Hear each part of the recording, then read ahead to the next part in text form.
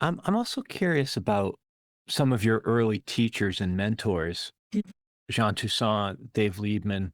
Might you be able to cite maybe a lesson or something from your studies with them that has stayed with you and informs your work today or informs maybe even you philosophically?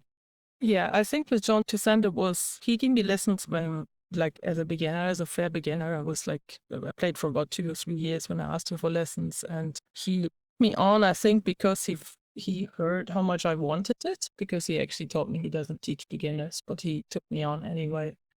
I think the biggest takeaway for me out of all the lessons with him was that he would play at me and make me copy him for hours, which was, I think, at the time really a great thing to do because I had grown up playing classical music.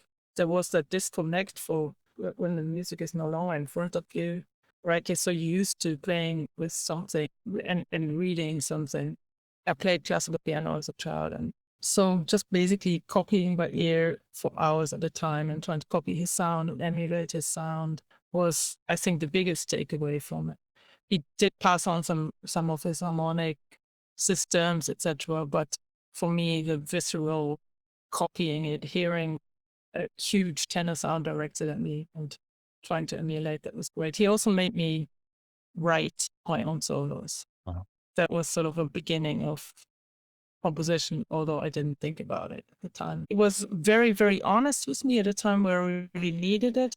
He simultaneously kind of destroyed me and then built me back up in the space of 15 minutes. You're not the first artist who's told me that about Liebman. In fact, he comes up, something that's amazing is how many people he's taken the time to work with over the years, but also it sounds like he's a tough teacher. Oh, he's very honest. He's really old school that way, but he's really honest, and I very much appreciated it because people generally aren't honest with you, and it's also very difficult to be honest when you're actually criticizing somebody.